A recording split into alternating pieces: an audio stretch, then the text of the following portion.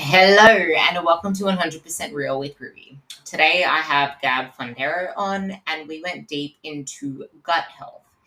We bust quite a few myths in this one and it's split into two episodes. So in the one you'll be hearing next week, we actually go a little bit more into how your mindset and your perception of food and stress in itself can impact your gut health and create issues down the road. If this is something that you enjoy, please share it with someone who needs to hear it, who wants to know about gut health. And don't forget to click through to my podcast and give it a 5-star review. And I hope you enjoy it. Oh, for sure. Yeah. There's really a lot of emerging evidence now that psychological stress has an impact on GI or is associated with GI symptoms. Yeah, and vice versa too. There's one of my favorite studies. I've referenced this more than once. I just think it's so interesting. And I don't want to invalidate anyone's experience or anything like that. And I'm not like a toxic positivity, like, oh, just what you make of it, mindset's everything. But this really pointed to the influence of thought patterns and perception on GI symptoms. So they, in this study, they recruited people who had IBS, and they told them either that they were going to get a placebo. They said they were like, this group, you're getting a placebo. Sometimes placebos help people feel better. And the other group, they said, you could be getting a placebo or you could be getting peppermint oil. Peppermint oil has been shown to reduce abdominal pain. And sometimes people feel better when they get a placebo. The trick was everyone got a placebo. Some people just thought that they could be getting peppermint oil or a placebo. The people who got a placebo and were told it was a placebo still felt better by the end of the trial. Like, everyone improved because they either thought, okay, a placebo can help me feel better, and I believe that, and so I feel better. Or they thought, well, I think peppermint oil could help me feel better, and I could be getting peppermint oil, so I think that I'll feel better. And it was just really incredible to see that, compared to the controls, like just the people that like went about their day. Yeah, and so it was like, wow, just the belief that like this could potentially help me feel better.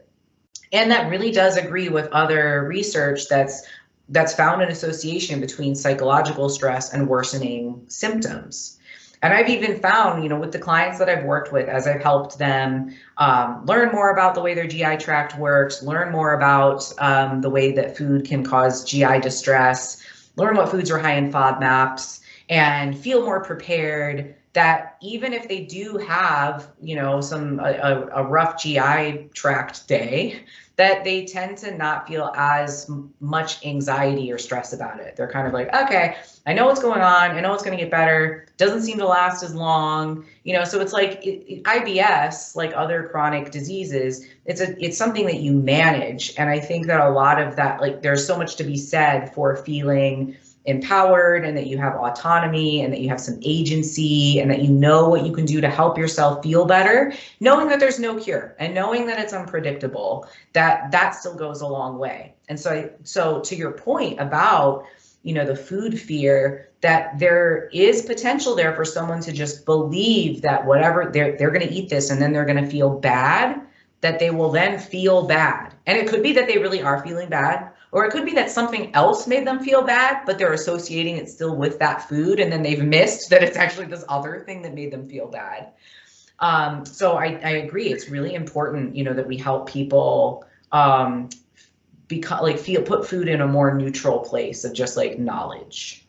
I want to also emphasize in there how stress, because there is the stress of stressing about the food, stressing about, oh my God, weight, fat gain, whatever the hell, how that can cause digestive distress, and eating in a stressed state isn't actually going to help your digestion, which is then why you feel bloated, and then you get gassy, and then you're just putting these symptoms onto yourself because of the state that you're eating the food.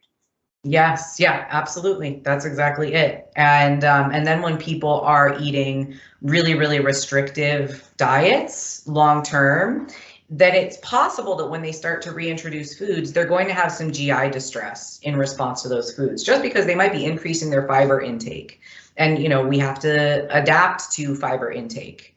And that can take days or weeks. But then because they're so anxious about it and because they have so many food, they've only been eating like 5 foods. It's like insurmountable to think that they have to reintroduce all of these foods. And they're like, it's the same reason that people eat carnivore. They're like, well, I just feel better. It's like, I don't care. It's acknowledging that there is like an emotion to it. Like they don't care what the evidence says. They know that they feel better when they only eat carnivore.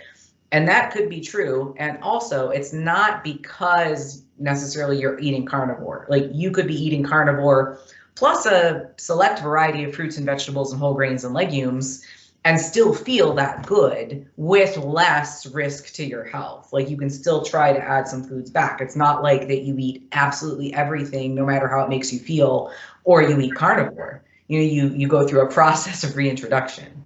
Didn't the carnivore guy come out recently saying that he got his health checked and all that shit came back bad, so now he's eating fruits and some other plants?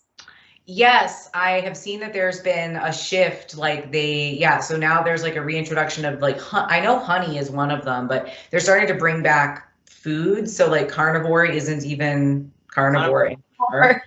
Carnivore is now omnivore. Rebranding it. Omnivore is the new diet trend, I guess. That's why it's so bad to like cling to labels, because there's still people like freaking Saladino who still says there's toxins in plants. So yes, there's that. So feeding on from the dieting, the stress, going into exercise as well. Yeah. So exercise is kind of also a recent addition to gut microbiome science, especially resistance training. So I actually have collaborated on really the first resistance training study of its kind, and we're still in the process of writing bits about the microbiome. But just looking at GI distress, it looks like there is an association between intense resistance training, markers of intestinal permeability, and GI distress. And it could be because of the really intense intra-abdominal pressure. We see similar things in endurance sports. So if you're an endurance athlete, there's a lot of mechanical stress. There's a lot of jostling when you're running for a long period of time, just like literally you're shaking things around. Then there's also shunting of blood away from the intestinal tract. There's the buildup of reactive oxygen species, which is a normal part of exercise and actually an important part of exercise adaptations. So you have really all of these sort of perturbations in terms of like physical and then chemical changes in pH and whatnot that have an impact, probably minor short term on the gut microbiome, but certainly on the GI tract. And that can cause a lot of GI distress. And so like people get runner's trots. It's essentially like really bad explosive diarrhea after you go on a long run. Yes, yeah, it can be really rough. But on the plus side, like when we look at people who are meeting physical activity recommendations, people with high levels of cardiovascular fitness, all the way up to athletes, they do tend to have more diverse microbiomes compared to people who are sedentary. And we're just kind of assuming that's a good thing. We don't know necessarily that's a good thing. And they have higher ratios of butyrate producers. And butyrate is a short chain fatty acid that actually plays a role in appetite regulation, in insulin sensitivity. It's a really important energy source for intestinal cells. So we could say like, yeah, more butyrate is almost certainly a really good thing. And so having more butyrate producers is almost certainly a really good thing. So we go on to say that, yes, probably the changes that we see in response to that, or the associations that we see between the microbiome and physical activity and cardiovascular fitness, that's probably all good things that are happening. And we don't see them as much in people who are eating a fiber deficient diet. So you really need both of those. I remember that study. There was a study with exercise plus fiber, and then those that were just exercising and eating a high protein diet, and there weren't favorable outcomes without the added fiber. So exercise, fiber, and protein are the 3 things that you need for tip-top shape, pretty much. Yes. Yeah, exactly. Yeah. So it's like and if you are experiencing GI distress around exercise, You can limit your high FODMAP foods, limit fiber and fats before exercise. Give yourself about an hour, hour and a half after eating before you go do something intense. Make sure that you're staying well hydrated. There's some evidence that having carbohydrates as well, I mean, not just for performance, but for reduced GI permeability. And as long as it's dosed properly, as long as you have the right concentration, you know, about 6 to 8% carbohydrate solution, that should be absorbed really well and can potentially prevent or not make worse your GI symptoms. So there are ways to work around that. You know, but like also know that yes, there could definitely be some level of damage to the actual tissues there. But that's just kind of like, you know, that's what we do when we're doing like a really intense sport. We know that there's going to be some injury or some wear and tear on the body. And that might be, you know, that's just the thing that we take on board when we're doing something like that. That's why athletes usually have coaches and they usually have guidance through these things, because it's something that does need to be managed from an outside eye. Mm-hmm. Going into this, how can you be, because I remember that I put two different statements up that got people confused. One was you can be in a calorie surplus but a nutrient deficit. Mm-hmm. And the other one was you can be in a calorie deficit on paper but a calorie surplus at cell level, because you're not taking into effect all of the other things outside of just what you're eating, because there are different shifts in, say, like, yeah, obviously there's the type of macro you're eating, the protein, the carbs, the fats. There's the fact that you're not actually metabolically healthy. So you're actually you have insulin resistance, which is impacting your calories in, calories out. So yeah, it looks like a calorie deficit on paper, but it's actually not a calorie deficit. You're going to need to go lower to put yourself into a calorie deficit. But talking mostly about the gut microbiome on weight regulation, because I know that this is something that you're recently really highlighting. Mm-hmm. Yeah, absolutely. Yeah, so it's a great point that we can be in a caloric excess, but like a micronutrient deficiency. So if we're eating a really highly processed dietary pattern, it's very easy to eat. Like when we talk about energy density, we're talking about the calories really per gram of food. So if you look at like a tablespoon of oil, that has about 15 grams of fat. And so it'll have about 140 or so calories in a tablespoon of oil. It's like this much, it's not a lot. Whereas if we were to look at 150 calories worth of cucumber, it would be a huge amount. Like you wouldn't even be able to comfortably eat that much cucumber. Or even, you know, looking at like 150 calories of oranges, that's probably like 2 or 3 oranges. So that's energy density. If something is really dense, really energy dense, that means that it's stored a lot of energy in a very small package. So if you're eating a diet that is like all stack cakes, you know, and candy bars, like those things have very few micronutrients. They have very few vitamins and minerals, almost no fiber, but they're really high in refined carbohydrates and they're really high in fat. And so they're really energy dense, really small package, packs a lot of calories. That can be really helpful for a person who's like an ultra endurance athlete. If anyone wants to see something crazy, go look up Dean Karnazes. He will roll up a whole pizza and eat it because he's going to be running 100 miles, literally in one go, 100 miles. This man needs to be able to eat cheesecake, pizza, whatever it is, because he's burning so many calories per hour. He's kind of like a superhero, though. He's a physiological phenomenon that, yeah, we don't understand. Yeah, but for most of us, like, you know, we probably wouldn't need to be doing that, and we just need to keep in mind, like, these really energy dense foods are not going to necessarily be satiating. They aren't going to stretch our stomachs and start sending signals to the brain that we've eaten enough. And they're going to be broken down and absorbed entirely. There's going to be no fiber. There's really going to be no energy lost in the stool because it's very easy for our digestive enzymes to break down all of the macronutrients in that food. And so we're going to have all of the energy, all of the calories available, but we're not going to be getting vitamins and minerals and dietary fiber. So that's where we're going to have those micronutrient deficiencies.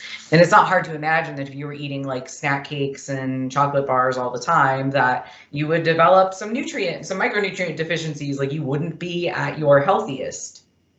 I think that, and then, when we were talking about with the microbiome as well, like if your microbiome doesn't have access to dietary fiber, that can be problematic for your health. And when we are, and that can also be in terms of like colorectal cancer risk, then we're potentially not producing the same levels of short chain fatty acids, which we now know play a role in appetite regulation as well. So we are kind of losing out on a number of different facets of health. I think where people get confused with thinking of it on a cellular level is the idea, like they might not have an understanding of, like, we're thinking about compartments in terms of like where we're sending these nutrients. So when we send glucose to a cell, we need that cell to be insulin sensitive. Insulin opens the door to allow glucose into the cell. In a person who has insulin sensitivity, this is part of what we studied, what we caused in the mice by feeding them a very high fat, high refined carbohydrate diet. We caused them to become metabolically inflexible. So that meant that their skeletal muscle was not only insulin resistant, meaning that it didn't respond to insulin. It didn't allow glucose into the cell. So there was more glucose circulating. And we know that high blood glucose can be harmful to your health. But these skeletal muscle cells also were bad at breaking down fats. So they would only break down fatty acids partially. And when we have partially broken down fatty acids, a couple of things can happen. Some of those fatty acids can go on to take part in inflammatory signaling cascades, so it can play a role in low-grade inflammation. Or we might store them as triglycerides. That's like the storage, that's what's in our adipose tissue. But the triglycerides get stored in the muscle cell. And that is, unless you're an high elite endurance athlete and they're packaged right next to the mitochondria, that's also a problem. Yeah, and so we end up with like fatty streaks in muscle tissue. And so that's another thing that helps people think about, like, yes, we're in a caloric excess, but we are not sending these molecules where they're supposed to be going. And then that's causing downstream effects of having increased blood glucose, of having triglycerides where they shouldn't be, and worsening that muscle's ability to, respond to and to take up glucose and use it effectively. This is why it's really important to take a long-term approach to improving your health, because a healthy body is a responsive body. And it's really frustrating when you feel like you need to cut your calories so damn low because you haven't done the back work to actually get you to a healthy place in order to not have such a struggle in the first place. Mm-hmm. I want to emphasize the chronic high fat feeding study, because that's something that's always overlooked in how people always say sugar this, sugar that, but they don't seem to realize that high fats, especially high saturated fats, can lead to insulin resistance as well, which is pretty much what you said, but I just want to highlight that fact. Yeah, I mean, really, if we are in a caloric excess, if we have an excess of energy and we need to, some of that is going to be stored in the adipose cells. I guess I should back up a little bit, because you want to talk about like the high fat and high sugar. So sugar can be stored as fat. Like sugar can be used, glucose can be used to actually form fats, because even though that sounds really weird, we're just talking about moving carbon atoms around essentially. So we can move these carbon atoms around to either store them as fats or store them as glycogen. But once we start getting full of, we've got our glycogen stores are all full, and now we are filling up our adipocytes, two things can happen. So the adipose cells can divide. We can end up with more adipose cells, and so they're smaller, but there's more of them. That doesn't seem to be quite as bad. It's when they start to get really large that they start to send out inflammatory signaling molecules we call those cytokines. And then those combine to receptors on other tissues like skeletal muscle. And it's that inflammation that is been implicated in like exacerbating that insulin resistance. And so it doesn't necessarily have to be high sugar or high fat. Could be both, could be either one. It's really looking at that caloric excess. So like if a person's eating a carnivore or a ketogenic diet, but I've seen it a lot with people on carnivore that are like, I don't understand, I'm just eating meat, but I seem to be like gaining so much weight. And it's like, well, yeah, because like if you're eating a lot of meat, especially like fatty cuts and organ meats and whatnot, then they're having a pretty high fat diet, and that extra energy has to go somewhere. It can't be created or destroyed. It's going to be stored, and it's going to be stored in the form of body fat. That's just where that's our energy storage. Yeah, I thought that was a really important point, because there's not really one, like you can't just demonize sugar. There are other things that can create the negative response as well. There's a quote that I want to highlight that you said. Actually, I want to emphasize one thing on that. This is where you also need to realize that what's going on in your internal health impacts brain fog, fatigue, all that kind of stuff as well. Maybe you can touch on that as well as this perfect analogy I really wanted to end the podcast with, because I loved it so much. Weight loss is like a contact sport, and managing it with protective factors like positive body image, critical processing of media images, social support, and health goals. I really like that word. So I had to add it because I want you to end on that, but also talk about, just quickly sum up the brain fog, fatigue, and all those impacts. And then sure. Yes. So, and I love that you brought both of those up. So a lot of times, people like to, I shouldn't say people, marketers and influencers and whatnot like to pick up on things that have no known real explanation or cause that everyone deals with, like brain fog, fatigue, acne, whatever it is, and bloating. And they're like, do you have this? There must be something wrong with your gut. And it's like, is it bad gut health? Or actually, have you been trying to eat 1,000 calories a day for the last 16 weeks and you're just like really freaking tired? Brain fog and fatigue, how is your sleep and how is your energy balance? Or your energy intake? Because like those are going to be the primary factors that are really going to drive whether you're feeling chipper and like ready to take on the day, or like you need 8 pots of coffee before you can walk out the door. Those are the big rocks. I have to add on something else that gets my ears. I need to get a blood test. I think there's something wrong with me, this, that, and the other. It's like, you've been stressing out for how long? You haven't slept. Your diet is shit. That is why you feel the way you do. What are you hoping to achieve from getting a blood test? Are you actually willing to change what you're doing right now so that you can change the outcome? Or are you just getting it to say, hey, I got this. This is what's wrong. Yes. Oh, 1,000%. And I mean, I'm all for like going to your GP and getting your physical and things like that. I definitely do that every year just to make sure, because I want to make sure, my cholesterol, everything's good.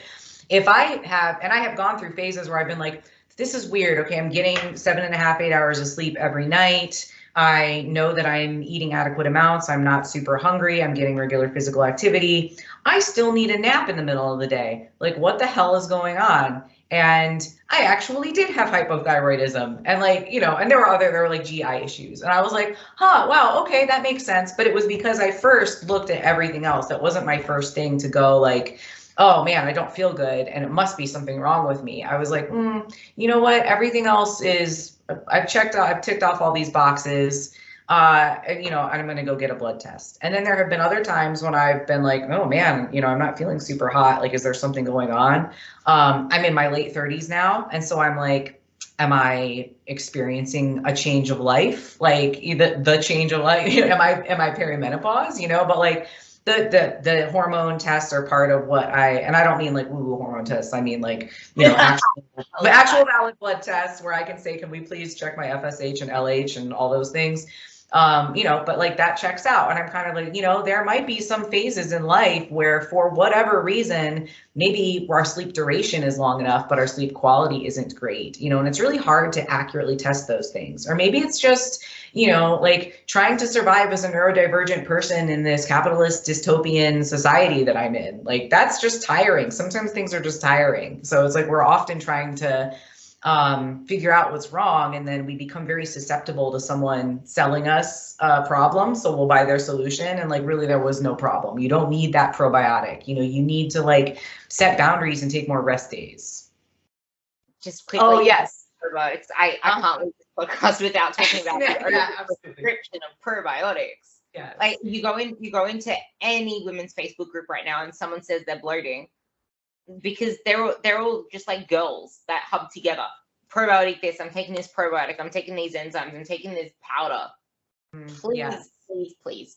Yes. My elevator speech for probiotics is that probiotics are effective, but they're strain specific effective, and they are effective for a limited number of things that are mostly centered on GI distress. So like antibiotic associated diarrhea, traveler's diarrhea, some symptoms of IBS and IBD. That's about it. Like, just if you have just general bloating, there are so many other things that could be going on with that to be causing that. Like, my first recommendation is not to blow $30 or however much it is on some just random probiotic that you walked in and you're like, oh, this is the highest dose, because the highest dose and multi-strain does not necessarily mean it's going to be the most effective for what's going on for you. It's not specific to your actual issue. Exactly. So that, I would love to thank you for coming on, but I want you to summarize with exactly this. Weight loss is a contact sport, and why it's really important that we do develop these fundamentals, which, as we mentioned, with the brain fog, the fatigue, the issues with all our health outcomes, it all comes from just looking at your foundations, building a healthy diet, which is plant focused with animal protein, and getting exercise, eating like an abundance within your day. But it doesn't need to change every single day as long as you're getting what you need within that day. So. Absolutely. Yeah. So this came about, this idea of weight loss as a contact sport, because I started talking about weight loss from the perspective of acknowledging both like the diet and anti-diet camps, and saying that what were really the primary disagreement is the effect that weight loss has on physical and psychological health. The one side says harmful and the other side says beneficial. And in reality, it is a combination of both. So weight loss is like a contact sport in that there are inherent risks that someone needs to be informed of before they can make an informed decision that allows them to modify or not their body in a way that's respectful of their autonomy. So in other words, or another analogy, people are going to have sex. Teenagers are going to have sex. Abstinence-only sex education does not reduce teenage pregnancy or STI transmission or teenagers having sex. They don't just like stop having sex because they're told not to. They just don't know how to do it safely. Whereas if we teach someone, here's how to use condoms, here's how to practice safe sex, there's still risk. They still might decide, I don't want to use this stuff. I'm just gonna, YOLO it. Fine, but at least they can make an informed decision, and now they know and have access to these resources. And the same thing can be said for intentional weight loss. In some cases, people want to pursue intentional weight loss because they want to change the appearance of their body, because they want to engage in some sport that has a weight class that has a weight to strength or power ratio, or they are concerned about health, and the aspects of health that they're concerned about could be affected by having less body fat. Those are perfectly valid reasons to want to reduce your body fat and want to change your body weight. You also need to be able to do that knowing all the risks, that it could increase your risk of developing disordered eating, that it may not improve your health marker, that you will probably be fatigued. It could affect your quality of life, and that it is almost certainly not going to actually improve your body image.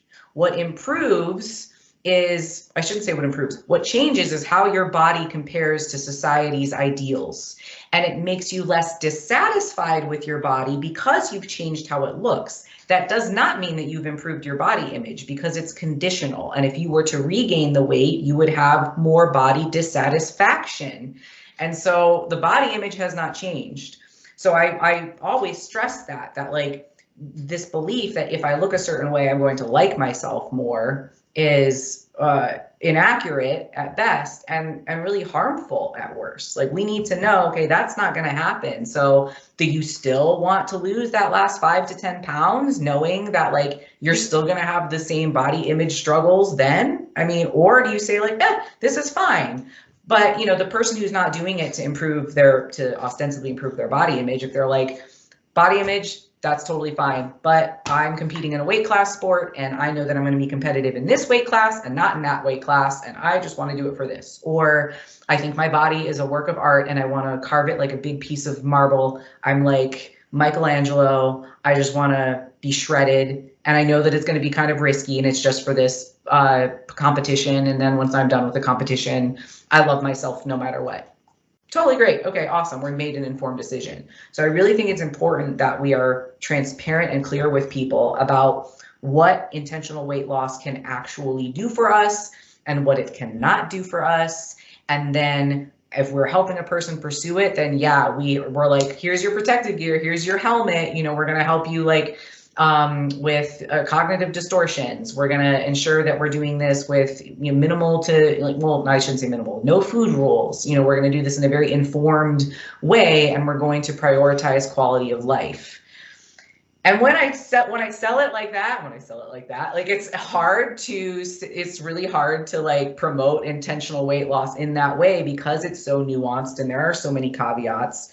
And that's why like it is something that I help clients with.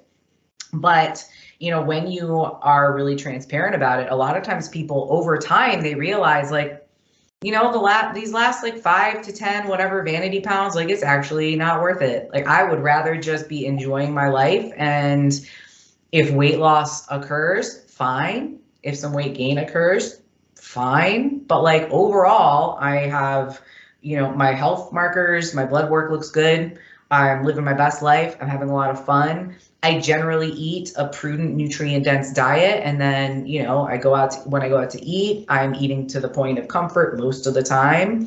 It's just like having this more like reasoned approach. And if you've come from a place of chronic restricting and then binging, and you've been feeling super out of control and your weight has been yo-yoing up and down and you've gradually been gaining over time, it's certainly possible that finding a balance like this, your weight could stabilize. It could be a little bit lower, it could be a little bit higher. But these practices that I help clients with, these weight neutral approaches, are actually associated with more weight stability and less of that opportunistic eating, less of that like feeling out of control and eating because food is there. Because you're like, I can eat this whenever I want. Like, why do I want to eat this to the point of discomfort right now? That last line was actually that just like that is what you call a good relationship with food. It's knowing that you only get satisfaction to a particular point. And I really loved that we ended the conversation with that, because it is really a holistic approach to your health, your nutrition, your mindset, all of that stuff, because that's when you keep your results and you actually say good riddance to the whole yo-yo society and diet culture, but also anti-diet culture, because they're both as toxic as each other. So right. Yes. So with that, where can people find you aside from @vitaminphd on Instagram? That's probably the best place right now. I'm kind of like revamping my website, but that's vitaminphdnutrition.com. But those would be the best places to find me. And if they want to see more of my writing, I do write for Barbend, and I also write for examine.com. So if they want to read all about gut health stuff, examine.com is the place that you would read a lot of my gut health stuff. I do have some, quite a bit actually on Barbend as well. And Barbend is where you can find more content that I've written about things like auto-regulated eating and the realities of intuitive eating and like non-macro approaches for strength athletes. I love that. Thank you for coming on. That was such a great chat. If you guys enjoyed this, reach out to us if you have any questions, because it did get into the weeds. Just reach out to us and we will be happy to answer shoot your scientific questions to Gab. She'll love to answer those as well. And go and find her page. She does a lot of breaking down of myths in short form reels. So I hope you do enjoy that. Thank you.